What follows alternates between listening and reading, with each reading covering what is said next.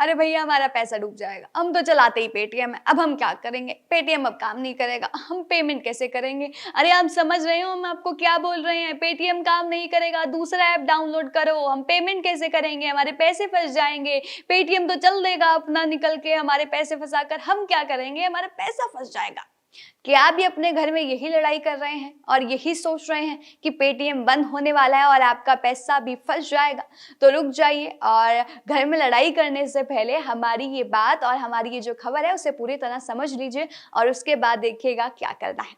Social media पर बहुत सारी ऐसी बातें आ रही हैं और कहा जा रहा है कि पेटीएम अब काम नहीं करेगा और किस बात को लेकर गाइडलाइंस जारी की गई हैं, आरबीआई ने क्या झटका दिया है पेटीएम को, इन सभी बातों से आपको रूबरू करवाते हैं और बताते हैं कि मार्केट में कुछ अफवाहें भी चल रही है जिन पर आपको विश्वास नहीं करना है। तो पूरी जानकारी हम आपको बताते हैं। तो खबरें हैं कि पेटीएम को बहुत बड़ा झटका लगा है और ये झटका दिया है रिजर्व बैंक ऑफ इंडिया ने, यानी कि आरबीआई ने। आरबीआई ने पेटीएम पेमेंट बैंक पर क्रेडिट ट्रांजैक्शन और किसी भी तरह का डिपॉजिट लेने को लेकर रोक लगा दी है। तो ध्यान दीजिए, यहाँ पर ध्यान से सुनिए, ये जो रोक है वो जो नियम है वो पेटीएम पेमेंट बैंक को लेकर है। और अगर आप अपने पेटीएम पेमेंट बैंक में अगर आपने पैसा रखा है और लगातार आप उसका इस्तेमाल भी कर रहे हैं तो आपको यहाँ पर सचेत होने की जरूरत है, ध्यान देने की जरूरत है। 29 फरवरी के बाद पेटीएम अब बैंकिंग सुविधा नहीं दे पाएगा। आरबीआई ने कहा है कि नियमों का पालन नहीं करने की वजह से जो पेटीएम पेमेंट बैंक है उस पर ये एक्शन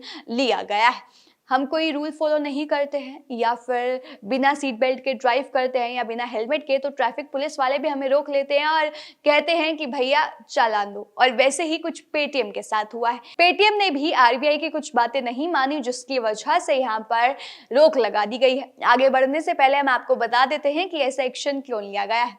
दरअसल एक तारीख है उस पर चलते हैं। वो तारीख है 11 मार्च 2022। ये वो तारीख है जिस दिन आरबीआई ने पेटीएम को एक नोटिस जारी किया था। कहा कि आपका जो पेमेंट बैंक है वो नए ग्राहक नहीं जोड़ सकता। अगर आप पेमेंट बैंक या यूज कर रहे हैं तो जो ग्राहक हैं ठीक है, लेकिन आप नए ग्राहक मत जोड़िएगा। इसके साथ ही आरबीआई ने ये भी कहा कि आपका जो पेमेंट बैंक है वो एक आईटी टीम से अपने सारे सिस्टम से ऑडिट करवाएगा। यहाँ पर ये कहा गया कि एक आईटी टीम से अपने जो सारे सिस्टम है वो ऑडिट करवाए जाएंगे और जांच पूरी होने तक नए कस्टमर आप नहीं जोड़ सकते। अब क्योंकि जो पेटीएम है वो एक पेमेंट गेटवे के साथ साथ एक बैंकिंग प्लेटफॉर्म भी है और वो पेमेंट गेटवे तो है ही है, उसका सोर्स तो है ही है, साथ में वो बैंकिंग प्लेटफॉर्म भी है, तो उसे आरबीआई के सारे जो नोटिस है और सारे जो आदेश हैं उनको मानना पड़ेगा। अब पेटीएम के सिस्टम की ऑडिट हुई तो रिपोर्ट आरबीआई के पास गई। जब पूरे सिस्टम्स को चेक किया गया और ऑडिट हुआ तो यहाँ पर जो रिपोर्ट थी वो आरबीआई के पास गई। आरबीआई ने अपनी 31 जनवरी को एक नोटिस जारी किया था और 31 जनवरी को जो नोटिस जारी किया गया था आरबीआई की तरफ से, उसके दूसरे पॉइंट में दावा किया गया कि ऑडिट रिपोर्ट में पेटीएम के सिस्टम में कई खामियां दिखाई गई हैं, कुछ ऐसी बातें दिखाई गई हैं जो कि यहाँ पर आरबीआई के रूल्स के खिलाफ है। कुछ खामियां दिखाई गई हैं उस सिस्टम में और ये भी पता चला कि पेमेंट बैंक ने आरबीआई के नियमों का उल्लंघन किया है। अब यहाँ पर पेटीएम ने रूल्स का उल्लंघन किया, जिसके बाद आरबीआई ने साल 1949 के बैंकिंग रेगुलेशन एक्ट के सेक्शन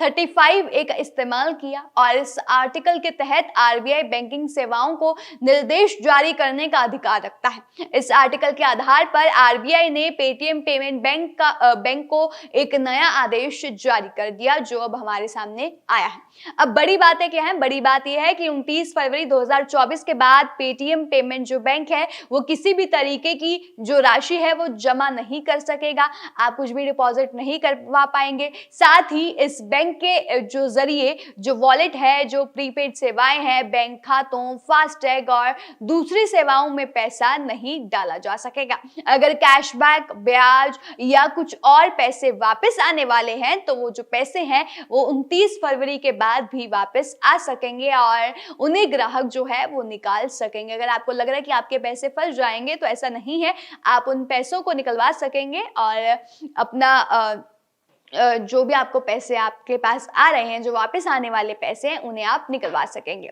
बात करें तो 29 फरवरी के बाद जो पेटीएम पेमेंट बैंक है उससे जो पैसे हैं वो नहीं भेजे जा सकेंगे, आप पैसे नहीं भेज पाएंगे।